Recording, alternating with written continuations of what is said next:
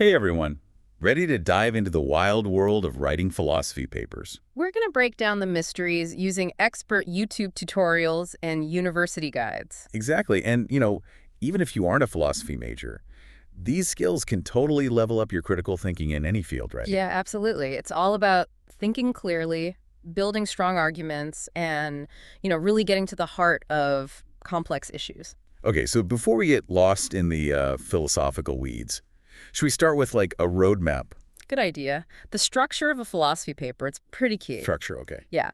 The YouTube channel carneades.org, they actually break it down into like 3 lengths: short, medium, and long. Think of it like leveling up in a game. Oh, I like that.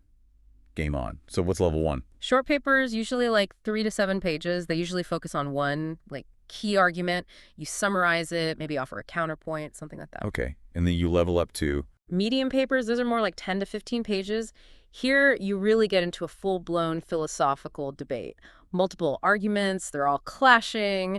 It gets exciting. and then the boss level. The boss level, exactly. Long papers, those can be anywhere from 20 to 50 pages. Whoa. So what makes the long papers the boss level? Well, in a long paper, you're not just summarizing anymore. You're building your own arguments, anticipating objections.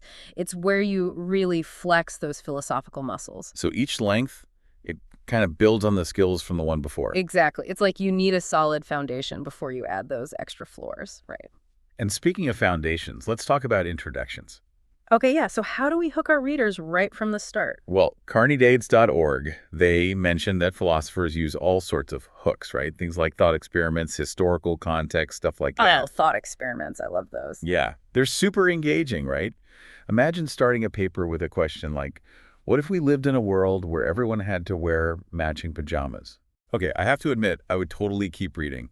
But besides that awesome hook, what else makes a strong intro? A clear thesis statement, that is super crucial, especially if you're submitting to a journal. It's like an elevator pitch for your paper. So, like, I need to convince the reviewers that my idea is worth their time, or else. Or else you might get hit with the dreaded desk rejection. Desk rejection. That sounds brutal. It means they decided your paper wasn't a good fit without even, like, sending it out for full peer review. So yeah, strong thesis statement is a must. Point taken. Strong thesis. Check. So we've hooked the reader, stated our thesis. What's next? Do we finally get to the argument itself? We do. But in philosophy, it's not just about stating your opinion, right? It's about backing it up with solid reasoning. Yeah. And that often involves what's called argument reconstruction. Argument reconstruction. Sounds a little intimidating, if I'm honest. It's not as scary as it sounds. The UNC Writing Center, they use David Hume's argument about the nature of vice to illustrate this. It's basically breaking down an argument into its core components. Yeah. So like premises, conclusions, all that. Exactly. You're kind of like a philosophical detective trying to uncover the hidden structure of an argument. Oh, okay. I can dig that. Yeah. So what was this Hume guy arguing about? Well, Hume, he was a super famous philosopher back in the 18th century, and he argued that vice, which is like, wrongness or immorality, might actually be a feeling, not like an inherent property of an action. Wait, how could wrongness be a feeling? That's interesting. He used the example of murder. Think about it. Can you really pinpoint what makes murder objectively wrong? All you really find are things like motivations and consequences, things within the people involved. So like the feeling of wrongness is coming from us, not from the act itself. Exactly. Hume suggested that maybe wrongness is more of a feeling we get when we think about an action rather than a property of the action itself. Whoa. Okay. So we've reconstructed this argument, but a good philosophy paper doesn't just stop there, right? We can't just leave Hume hanging. Absolutely not. A truly great philosophy paper, it anticipates and addresses potential objections. It's a mental sparring match, right? Yeah. You're testing the strength of your arguments by putting them up against the toughest opponents. Exactly. And Kevin Delaplante, over on his YouTube channel, he really emphasizes that picking the strongest objections, that actually makes your argument stronger overall. It shows you're being intellectually honest, I'm starting to see why philosophers love a good debate. So how do we find those strongest objections? It's like, imagine you're presenting your argument to someone who totally disagrees with you. What would their best points against you be? Those are the objections you want to tackle head on. It's like I'm playing devil's advocate with my own ideas. Precisely. And sometimes you might find an objection that you just can't refute, and that's okay. It might mean you need to revise your own argument, which is a good thing. This is making me realize that philosophy papers are so much more than just like summarizing info. Mm. It's about engaging in a dialogue, right? With different ideas and perspectives. Yeah, you got it. It's about building a logical case for your beliefs, even if they're about something you personally might not even care that much about. So even if I'm not like super passionate about the ethics of artificial intelligence, I can still build a logically sound argument about it? Exactly. And that ability to detach from your own biases, that's valuable in any field, not just philosophy. Okay, this is starting to feel less intimidating and a lot more exciting. Yeah. So speaking of exciting, Alex Carter's YouTube tutorial, I watched that one, and he had some really great practical tips, almost like secret weapons. Oh, yeah. Like what? Well, he talked about using the right connectives, those little words that link your ideas together. And he said to avoid rhetorical questions. Oh, I see what you mean. Rhetorical questions, they can sometimes feel like you're avoiding taking a stance. Right. It's better to just state your position directly, back it up with evidence. Totally. Clarity and consistency are super important. He said that too. And he even had a tip about always using whether or not when you're discussing a claim. Whether or not. Why is that so important? It helps you avoid dogmatism, basically, asserting your beliefs as absolute truths. Whether or not acknowledges that, hey, you might be wrong. It's like saying, here's my arguments, but I'm open to other possibilities. Exactly. That openness, that's key in philosophy and, honestly, in any field where critical thinking is valued. This has been an amazing overview of writing philosophy papers. We talked about structure, introductions, arguments, even some pro tips. I'm feeling a lot more prepared to tackle that next paper. That's great to hear. But we're not done yet. There's still so much more to explore. Stay tuned, because up next, we're diving into the sometimes murky waters of plagiarism and referencing. Welcome back to our deep dive into writing philosophy papers. And we're tackling a topic that can be a bit tricky even for experienced writers. Plagiarism. Yeah, plagiarism, it's a big no-no in academia, but honestly, a lot of times it's more about carelessness than, like, malicious intent, Oh, totally. Sometimes it's just not being 100% sure about the rules. And that's where Alex Carter's advice comes in handy. He had this golden rule about referencing that I really liked. Oh, yeah, I remember that one. It was like, cite your sources even if you're not sure how to. Right, exactly. If you got info from a website, a YouTube video, a book, whatever, give credit where credit is due. It's always better to be safe than sorry. So even if I'm like paraphrasing someone else's idea, I still need to cite them. Absolutely. Paraphrasing doesn't mean you get to, like, claim those ideas as your own. You're still presenting someone else's thoughts, just in your own words. Okay, got it. And this is where those referencing styles come in, right? Like MLA, Chicago, all those. Yep. Carter's advice was basically pick a style and stick to it. Consistency is key. I've also heard some professors say that if you're not sure how to reference something, just ask. That's a great strategy. Most professors would much rather you ask a question than risk, accidentally plagiarizing. Speaking of questions, I have one about Carneades.org's point on argument reconstruction. Okay, shoot. They said it's not enough to just, like, summarize an argument. You got to engage with it.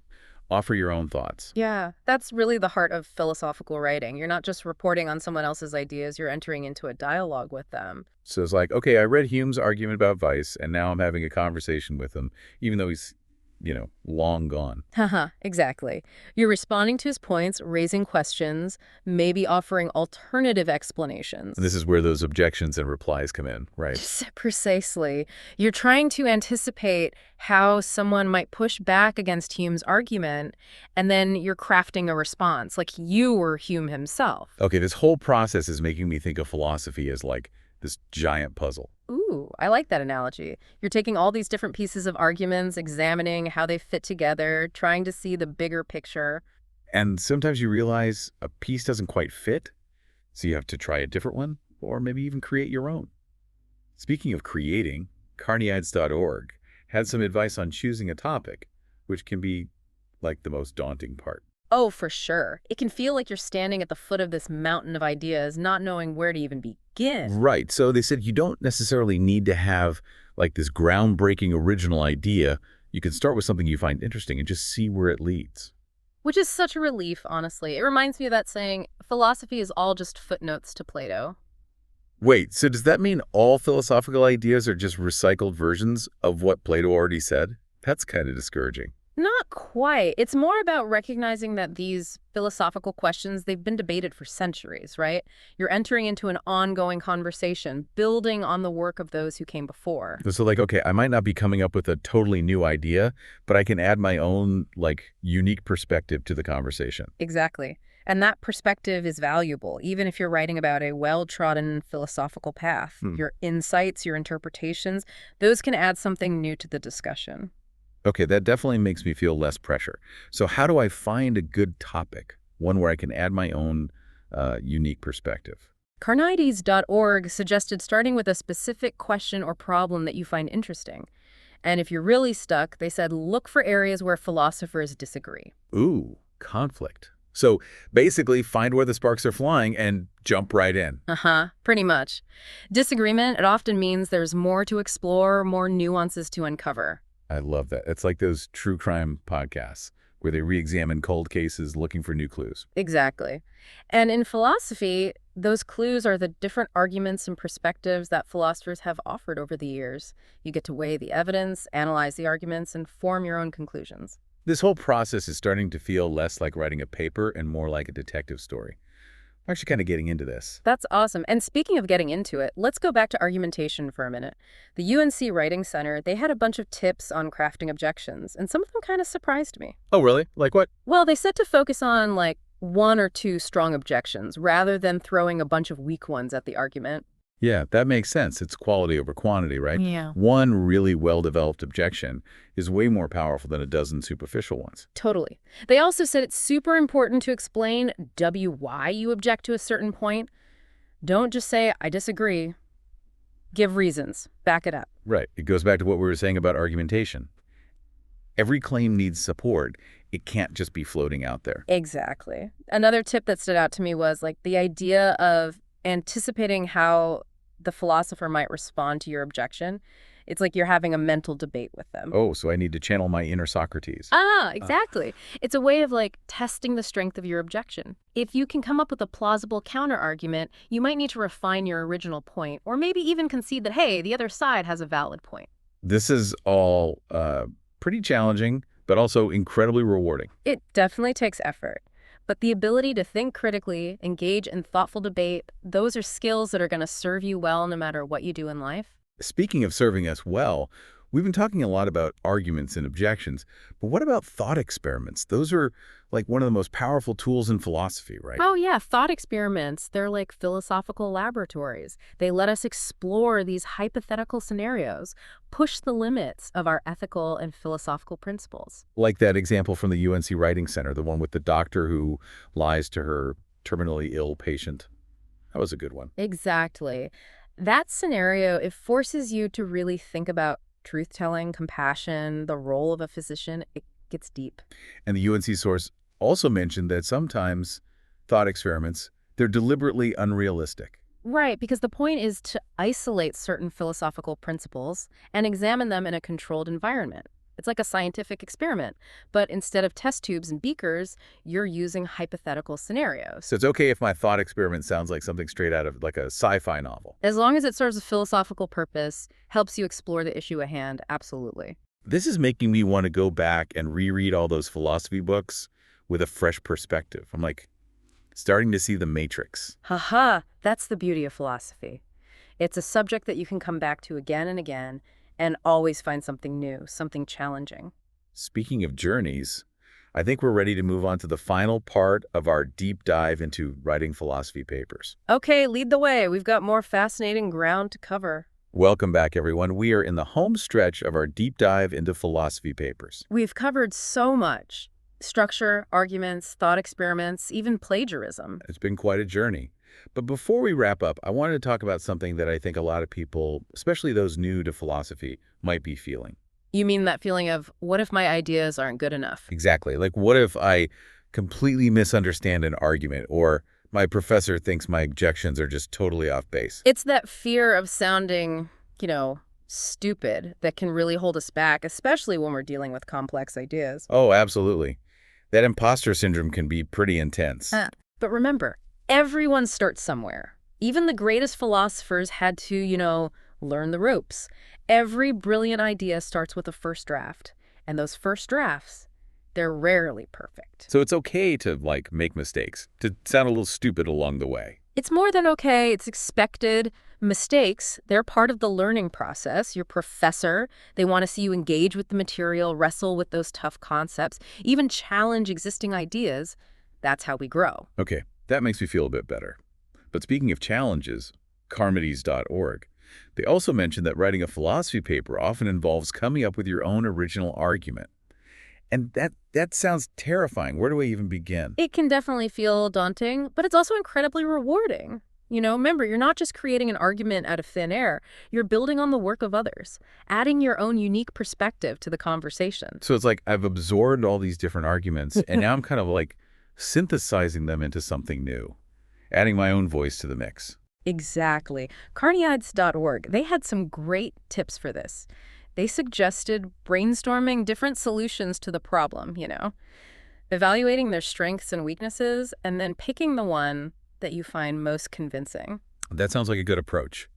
But even if I come up with, like, a really compelling argument, I'm sure there will be people who disagree with me. Of course.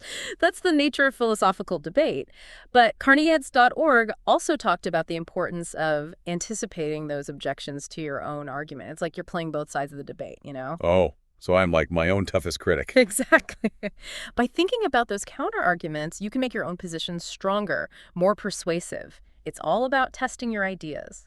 This reminds me of that thought experiment from the UNC Writing Center, the one with the doctor who lies to her terminally ill patient. It really got me thinking about different ethical perspectives. Thought experiments, they're so powerful, right? They allow us to explore those complex issues in a safe, hypothetical space. Yeah, and they can help us see the world in a new way. And don't be afraid to get creative with your thought experiments. As long as they, serve a philosophical purpose, they can be as realistic or as outlandish as you like. So it's okay if my thought experiment involves, like, time travel or a world where everyone wears matching pajamas? Absolutely. The goal is to use those imaginative scenarios to illuminate philosophical concepts and, spark new insights. I love that. Philosophy, it's so much more than just, like, memorizing theories and writing papers. It's about developing that mindset of, critical thinking, intellectual curiosity, and that's something we can use in every aspect of our lives. I couldn't agree more. Speaking of using what we've learned, Alex Carter, he had one final piece of advice that I thought was really interesting. He suggested writing a second draft from scratch. Oh, yeah, I remember that. Yeah. Even if you think your first draft is pretty good. It sounds extreme, but he makes a good point. Starting fresh can help you make sure your argument is as clear, concise, and organized as possible. It's like giving your thoughts a chance to, breathe. Exactly. Okay, so there you have it, everyone. Our deep dive into writing philosophy papers has come to an end. We covered everything from finding a topic and building arguments to dealing with those pesky objections. We even talked about rewriting from scratch. Who knew? We hope you found this journey helpful and, maybe even a little bit fun. And remember, the skills you've learned here, critical thinking, argumentation, all of that, those are valuable far beyond the classroom. These are tools you can use to navigate life's complexities, have more meaningful conversations, make informed decisions. So go out there and philosophize. The world is waiting to hear what you have to say. Until next time, keep questioning, keep exploring, and keep those philosophical fires burning.